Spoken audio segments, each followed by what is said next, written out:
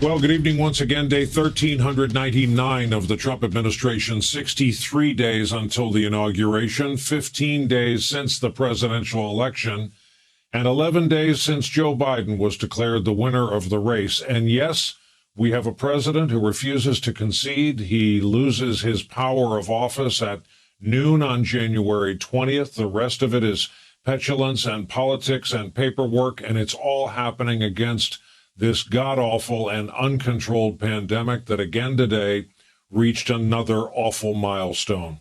The death toll today went over 250,000 Americans. People who were with us at the start of 2020 will now not be here to see another New Year's Eve. This map shows just how widespread the virus is, where the cases are. This was put out by the government. Take a moment, look at the area of red, find where you live, where your friends and family live. This is a snapshot of our country as of tonight. Also, as of this evening, there are nearly 80,000 Americans hospitalized with COVID-19. That's another all-time high. Yet today was another day of radio silence from the president. As he stayed hunkered down in the White House, he continues to watch TV. He remains a constant presence on social media, spreading more falsehoods, disinformation about Joe Biden's election victory. We did hear from Trump's press secretary, who insists the president is focused on his job. Well, the president's hard at work. He's hard at work on COVID, among other issues. I'm sure you'll hear from him at the right moment. The administration's testing czar had a very different view. This afternoon, he sounded the alarm about our current situation. Right now, we are in the steepest rate of rise in numbers of cases. Our hospitalizations are going up 25% week over week. Our deaths are going up by 25% week over week. And this is not going in the right direction. We are at the most serious and dangerous part of the pandemic.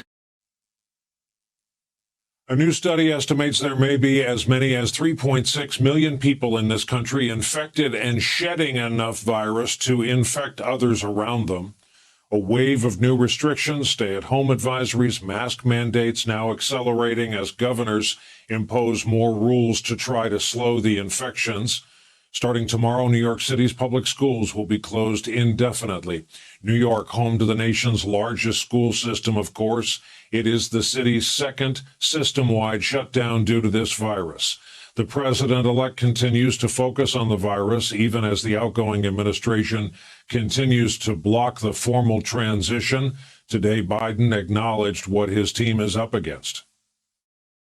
We should be further along. One of the problems that we're having now is the failure of the administration to recognize. The law says that the General Services Administration has a person who recognizes who the winner is, and then they have to have access to all the data and information that the government possesses to be prepared.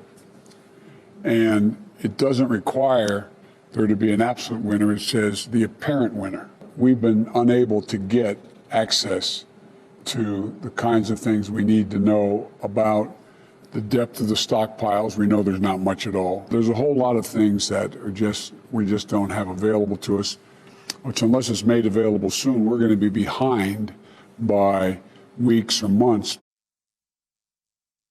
We do have this tonight, and it does apply to common sense. Two Biden transition officials are telling NBC News that a few current and former Trump administration officials have begun reaching out privately, back-channel, to the Biden transition team.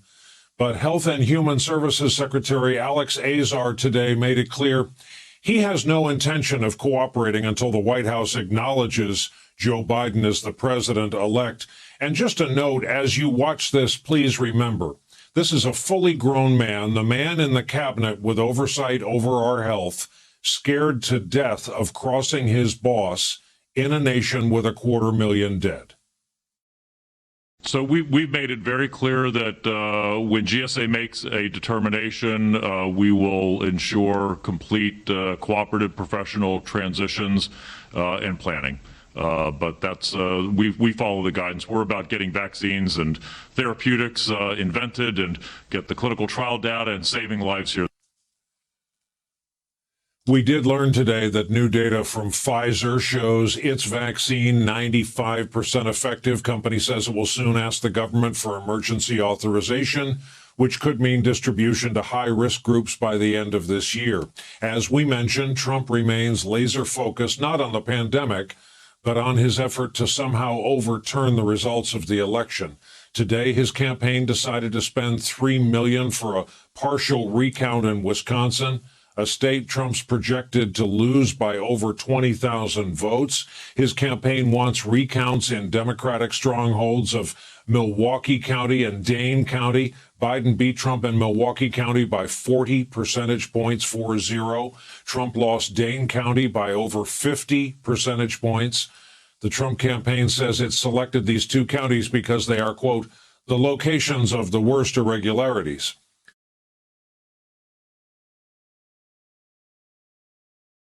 Hey there, I'm Chris Hayes from MSNBC. Thanks for watching MSNBC on YouTube. If you want to keep up to date with the videos we're putting out, you can click subscribe just below me or click over on this list to see lots of other great videos. Vita First and Success Team are working side by side at public awareness due to this lethal pandemic with their unique FDA-approved life-saving products and services. The novel coronavirus that has traversed winter, spring, summer, monsoon, and now creating havoc in autumn has proven to be an all-season virus that is currently spreading rapidly. Based on our knowledge of other respiratory viruses, it may be possible that coronavirus infections might rise in the coming winter months. Most respiratory illnesses like SARS, influenza, etc. show a seasonal variation, with cases spiking in winter months. Viruses tend to survive longer in a cold and dry climate. Furthermore, low humidity promotes the evaporation of viral particles and aerosol formations, which can increase the airborne spread of disease. Lack of sunshine in winters also depletes vitamin D levels, thereby decreasing immunity, making us more susceptible to infections, including COVID-19. The effect of winters on COVID surge is yet to be seen. However, wearing a proper mask, following hand hygiene and social distancing are the mainstay to prevent COVID-19 infection till the vaccine arrives. Generally, flu-like diseases spread more during winters. Cold weather and humidity are favorable for the spread of the disease. However, the rise in the cases will be accelerated mainly because people are becoming less vigilant, mask use is down and mobility is up. There are chances of a spike in cases again if we do not take the necessary precautions. If you got any questions or queries, stay tuned with us and be the first to learn all COVID-19 updates. Links are mentioned in the description.